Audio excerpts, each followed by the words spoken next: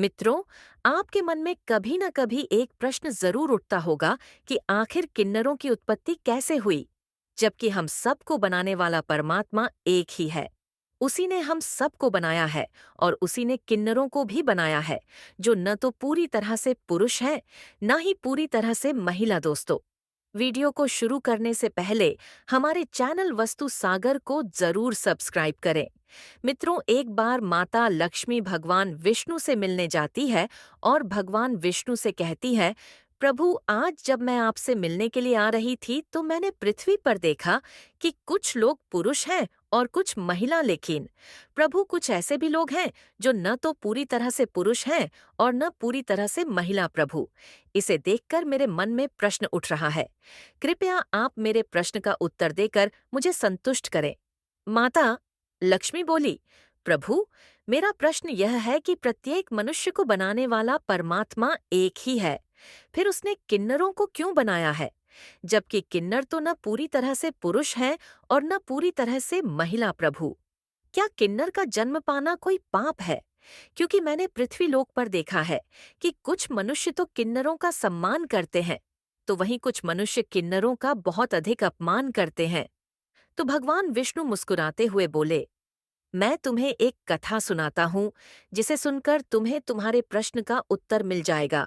तो माता लक्ष्मी बोली, आप कथा सुनाई, मैं यह कथा बहुत ध्यान से सुनेगी। भगवान विष्णु ने कहा, एक समय की बात है, जब एक गांव में एक मनु नाम का राजा रहता था और वह बहुत ही पराक्रमी राजा था। वह सदैव सत्य के मार्ग पर चलता था और उसकी प्रजा उससे बहुत खुश थी। फिर एक दिन राजा मनु अपने घोड़े पर सवार होकर शिकार करने के लिए जंगल गए और उनके साथ कुछ सिपाही और कुछ मंत्री भी थे। फिर वे जंगल में भ्रमण करने लगे। जिस जंगल में मनु भ्रमण कर रहे थे, उसी जंगल के पास एक कुमार नाम का जंगल था, जो बहुत अधिक सुंदर था। और वह जंगल दिखने में जितना सुंदर था, उतना ही अधिक भयभीत भी था, क्योंकि उस जंगल में भगवान शिव की माया फैली हुई थी, जिस कारण से वह जंगल स्वर्ग की तरह प्रतीत हो रहा था। और अनेक जंगली पशुओं की मधुर ध्वनि भी आ रही थी, जिसे सुनकर राजा मनु बहुत अधिक मोहित हो रहे थे। फिर राजा मनु का मन नहीं माना और वे उस जंगल में प्रवेश कर गए। और जैसे ही राजा मनु ने उस जंगल में प्रवेश किया, उनका शरीर स्त्री रूप में बदल गया तथा राजा के साथ साथ उनका घोड़ा भी घोड़ी बन गया। और यह सब कुछ देखकर राजा मनु बहुत अधिक आश्चर्यचकित हुए और मन में सोचने लगे, यह क्या हो गया? हम सभी लोग स्त्री रूप में क्यों बदल गए? और राजा मनु अपना स्त्री रूप देखकर बहुत लज्जित हो रहे थे। अब हम लोग क्या करें? स्त्री का शरीर लेकर हम सभी अपने साम्राज्य कैसे जाएंगे? हमारे राज्य के सभी लोग हम लोगों के ऐसे रूप को देखकर हमारा बहुत अधिक मजाक बनाएंगे। फिर माता लक्ष्मी भगवान विष्णु से कहने लगे, प्रभु, राजा मनु और उसके सभी मंत्री और सिपाही स्त्री रूप में क्यों बदल गए? इसका क्या कारण है? उस जंगल में ऐसा क्या था जिसके कारण वह सभी स्त्री बन गए? यहाँ तक कि वह घोड़ा भी घोड़ी इन गया। कृपया आप विस्तार से बताइए कि उस जंगल में ऐसा क्या था? तो भगवान विष्णु बोले, हे देवी, इसके पीछे भगवान शिव की ही माया है। भगवान शिव की माया के कारण ही वो राजा और उसके सिपाही स्त्री बन गए हैं। इसलिए अब यहाँ से कथा को ध्यान से सुनो, क्योंकि अब यहीं से तुम्हें पता चलेगा कि किन्नरों का जन्म कैसे हुआ। तो माता लक्ष्मी बोली, जी प्रभु। तो भगवान विष्णु कथा को आगे बताते हुए बोले, एक समय की बात है जब भगवान शिव और देवी पार्वती इसी वन में एकांत में विहार कर रहे थे। तभी कई आशय मुनि भगवान शिव के दर्शन करने के लिए उसी जंगल में आ रहे थे। फिर जब देवी पार्वती ने देखा कि कई अशी मुनि भगवान शिव का दर्शन करने के लिए यहीं आ रहे हैं, तो ये सब देखकर माता पार्वती बहुत अधिक लज्जित हुई और तुरंत भगवान शिव से दूर होकर खड़ी हो गई। जब उन आशी मुनियों ने देवी पार्वती और शिवजी को एकांत में विहार करते हुए देखा, तो वे तुरंत ही वहां से लौटकर नारायण जी के आश्रम की ओर चले गए। जब भगवान शिव ने माता पार्वती को लज्जित होकर दूर खड़ा हुआ देखा, तो वे माता पार्वती से कहने लगे, हे प्रिय, तुम इस प्रकार से लज्जित क्यों हो रही हो? विचारों आशय मुनि तो हमारे पुत्र के समान है, उनसे तुम्हें लज्जित नहीं होना चाहिए। फिर देवी पार्वती कहने लगी, हे प्रभु, किसी भी स्त्री को अपने पुत्र के सामने भी कभी पति के साथ विहार नहीं करना चाहिए। उसे सदैव ही अपनी मर्यादा में रहना चाहिए। आपने तो कहा था, इस स्थान पर कोई नहीं आता है। फिर ये चारों आशय ने यहाँ पर कैसे आ गए? आप तुरंत ही कोई ऐसा उपाय कीजिए जिससे कोई भी इस सुंदर से बनने न आ पाए। तो भगवान भोलेनाथ जी ने माता पार्वती से कहा, ठीक है प्रिय, इस जंगल में कोई भी नहीं आएगा। यदि कोई भी पुरुष इस जंगल में आएगा तो वह तुरंत ही स्त्री बन जाएगा। फिर भगवान विष्णु कथा को आगे बताते हुए माता लक्ष्मी से कहते हैं, हे देवी, भगवान भोलेनाथ जी के इसी श्राप के कारण वह राजा और उसके सिपाही स्त्री बन गए हैं, क्योंकि इस जंगल में जो कोई भी आता है वह स्त्री बंध जाता है, और जिसको यह बात पता होती है वह भूल कर भी इस जंगल में नहीं जाता है। और राजा मनु को भगवान शिव द्वारा दिए गए इस श्राप के बारे में नहीं पता था, इसीलिए वो इस जंगल में गए और स्त्री बन गए हैं।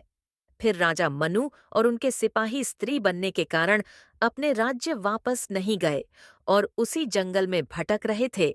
फिर उसी जंगल में भटकते भटकते राजा मनु का नाम इला पड़ गया। फिर इस तरह भटकते भटकते वो सभी वन में एक सुंदर जलाशय के पास पहुंच गए, और उसी समय चंद्रमा के पुत्र बुद्ध भी उसी जलाशय के पास आ पहुंचे और बुद्ध इला को देखकर बहुत अधिक मोहित हुए। और उन्हें यह बात नहीं पता थी कि यह राजा मनु है, किंतु श्राप के कारण स्त्री बन गए हैं। फिर उसी क्षण उनके मन में उस इला को पाने की इच्छा प्रकट हो गई।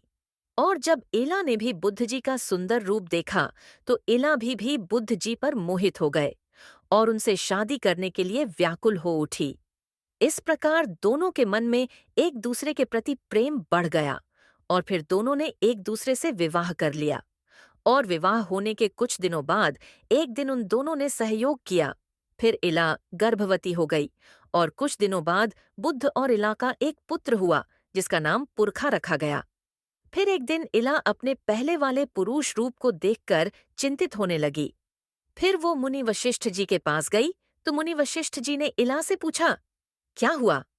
तुम इतना चिंतित क्यों हो?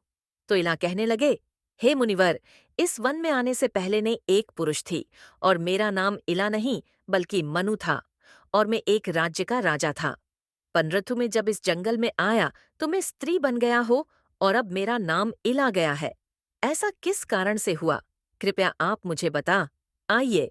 तब मुनि वशिष्ठ जी कहने लगे, हे देवी, शायद तुम नहीं जानती हो, इस सुंदर से वन में भगवान भोलेनाथ जी की माया फैली हुई है। उन्होंने श्राप दिया है कि यदि कोई भी पुरुष इस वन में आएगा तो वह स्त्री बन जाएगा। इसी श्राप के कारण तुम भी स्त्री बन गए हो। फिर इला कहने लगी, हे मुनिवर, क्या आप मुझे फिर से पूर्व बना सकते हैं? यदि बना सकते हैं तो बना दीजिए, क्योंकि मेरी प्रजा मेरा इंतजार कर रही है। फिर मुनि वशिष्ठ जी कहने लगे, हे वत्स, तुम चिंता मत करो।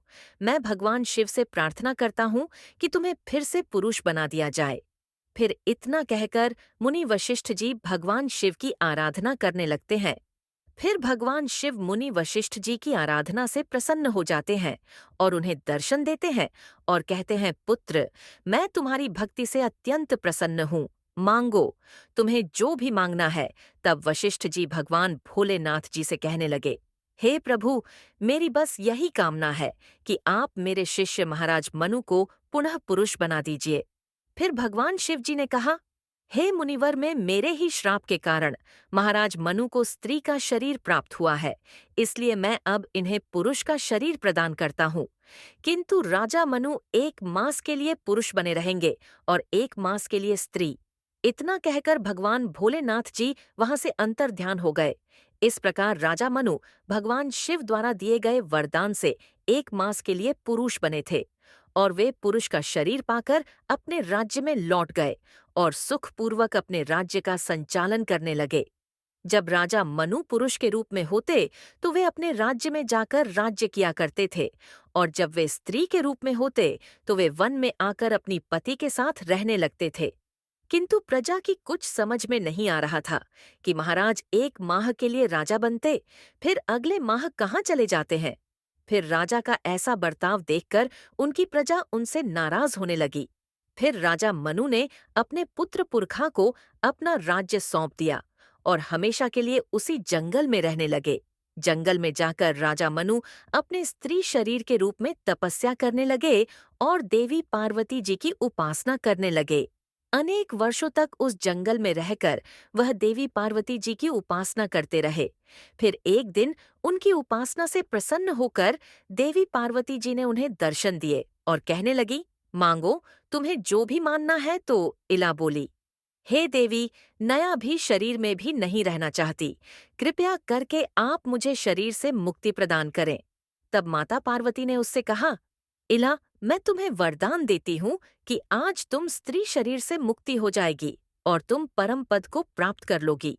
इतना कहकर माता पार्वती वहां से अंतर्ध्यान हो गई और इला ने परम पद को प्राप्त कर लिया। फिर कथा को आग उठाते हुए भगवान विष्णु माता लक्ष्मी से कहते हैं, सुनो, अब मैं तुम्हें बताता हूँ कि किन्नरों का जन्म कैसे हुआ। तो सुनो। राजा मनु अपने सिपाहियों के साथ उस वन में आए थे और जो उनके सिपाही थे वो भी स्त्री बन गए थे और वो सभी भी उसी जंगल में रहने लगे थे। तो वही सब सिपाही किन्नर बनकर सुमेरु पर्वत पर चले गए थे और यहीं से किन्नरों का जन्म हुआ था। दोस्तों, आपको हमारी वीडियो कैसी लगी? कमेंट बॉक्स में जरूर बताएं।